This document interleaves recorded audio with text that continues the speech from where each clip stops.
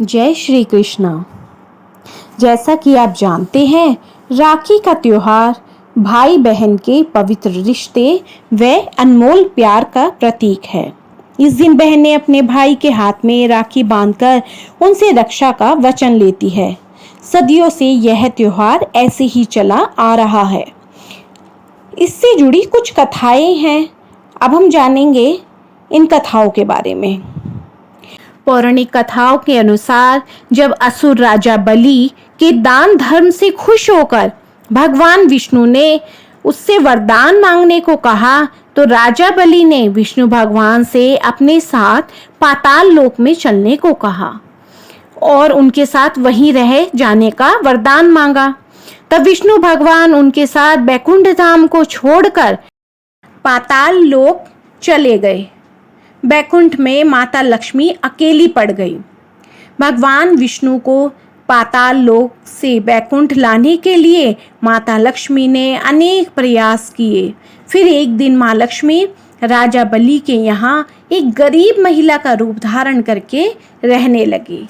जब माँ एक दिन रोने लगी, तब राजा बलि ने उनसे रोने का कारण पूछा। माता लक्ष्मी ने बताया कि उनका कोई भाई नहीं है, इसलिए वे उदास हैं। ऐसे में राजा बलि ने उनका भाई बनकर उनकी इच्छा पूरी की और माता लक्ष्मी ने राजा बलि की कलाई पर रक्षा सूत्र बांधा। फिर राजा बलि ने उनसे इस पवित्र मौके पर कुछ मांगने को कहा, तो माँ लक्ष्मी ने विष्णु जी को अपने वर के रूप में मांग लिया और इस तरह श्री विष्णु भगवान बैकुंठ धाम वापस चले गए। बोलो विष्णु भगवान की जय, माँ लक्ष्मी की जय।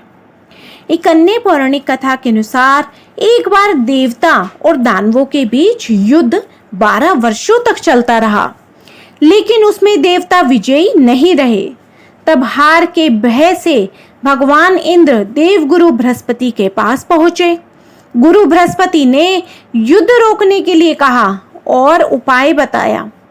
इंद्र की पत्नी महारानी शची ने कहा, कल श्रावण शुक्ल पूर्णिमा है, मैं रक्षा सूत्र तैयार करूंगी जिससे उनकी रक्षा होगी और वह विजयी होंगे। इंद्राणी शची ने अपने तपोबल से एक रक्षा सूत्र तैयार किया। श्रावण पूर्णिमा के दिन इंद्र की कलाई में बांध दिया। ब्राह्मण से मंत्रों का उच्चारण करवाकर भगवान इंद्र को वह रक्षा सूत्र बंधवाया गया। इसके बाद युद्ध में इंद्रदेव की विजय हुई। यह घटना भी सतयुग में ही हुई थी। एक अन्य कथा के अनुसार एक दिन भगवान श्री गणेश जी अपनी बहन मनसा देवी से रक्षा सूत्र बंधवा रहे थे। तभी उनके दोनों पुत्र शुभ और लाभ ने देख लिया। इस रस्म के बारे में जब पूछा गया, तब भगवान श्री गणेश ने इसे एक सुरक्षा कवच बताया। उन्होंने बताया कि यह रक्षा सूत्र आशीर्वाद और भाई बहन के प्रेम का प्रतीक है।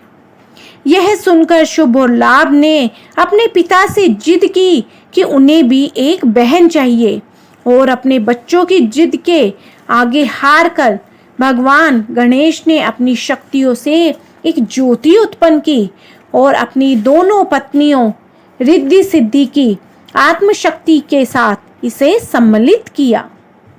उस ज्योति से एक कन्या का जन्म हुआ और दोनों भाइयों को रक्षाबंधन के मौके पर एक बहन मिल गई। बोलो गणपति जी की जय। रक्षाबंधन से ही संबंधित एक और कहानी है जो कि है श्री कृष्ण और द्रौपदी जी की। महाभारत के दौरान एक बार रासय यज्ञ के लिए पांडवों ने भगवान कृष्ण को आमंत्रित किया। उस यज्ञ में श्री कृष्ण के चचेरे भाई शिशुपाल भी थे। उस दौरान शिशुपाल ने भगवान कृष्ण का बहुत अपमान किया। जब पानी सर के ऊपर चला गया तो भगवान कृष्ण को क्रोध आ गया। क्रोध में भगवान श्री कृष्ण ने शिशुपाल पर अपना सुदर्शन चक्र छोड़ दिया। शिशुपाल का सिर काटने के बाद जब चक्र भगवान श्री कृष्ण के पास वापस लौटा तो उनकी तर्जनी उंगली में गहरा घाव हो गया। यह देखकर द्रौपदी ने अपनी साड़ी से एक टुकड़ा फाड़कर भगवान कृष्ण की उंगली पर बांध दिया। द्रौपदी के इस स्नेह को देखकर भगवान कृष्ण बहुत प्रसन्न हुए और द्रौपदी को वचन दिया कि वे हर स्थिति में हमेशा उनके साथ रहेंगे और हमेशा उनकी रक्षा करेंगे। इसके बाद जब द्रौपदी का चीरहरण होने लगा तो श्री कृष्ण ने अपना वचन पूरा किया। बोलो श्री कृष्ण भगवान की जय। एक अन्य कहानी के अनुसार जब चित्तौड़ पर सुल्तान बहादुर शाह आक्रमण कर रहे थे तब महारानी कर्णावती ने अपने राज्य की सुरक्षा के लिए सम्राट हुमायूं को राखी भेजी और उनसे अपनी रक्षा की गुहार लगाई। हुमायूं ने राखी स्वीकार की और अपने सैनिकों के साथ उनकी रक्षा के लिए चित्तौड़ निकल पड़े। मगर हुमायूं के चित्तौड़ पहुंचने से पहले ही रानी कर्णावती ने आत्महत्या कर ली थी। अब यह पौराणिक कथा है यम और यमुना की। इस पौराणिक कहानी के अनुसार मृत्यु के देवता यम अपनी बहन यमुना से 12 वर्ष तक मिलने नहीं गए।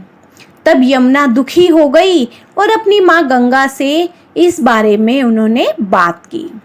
माँ गंगा ने यम तक यह खबर पहुंचाई कि यमुना उसकी प्रतीक्षा कर रही है और यह सुनते ही यम अपनी बहन यमुना से मिलने गए। यम को देखकर यमुना बहुत खुश हुई और उनके लिए उन्होंने बहुत सारे व्यंजन बनाए।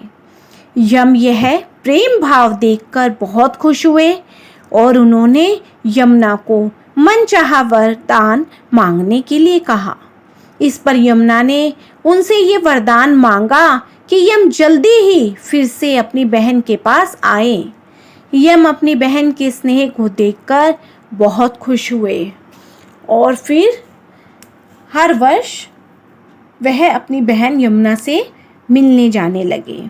रक्षाबंधन से जुड़ी पौराणिक कथाएं कहानियाँ आपको अच्छी लगी हो, पसंद आई हो, यूज़फुल लगी हो तो मेरी वीडियो को लाइक, शेयर एंड सब्सक्राइब ज़रूर कीजिए।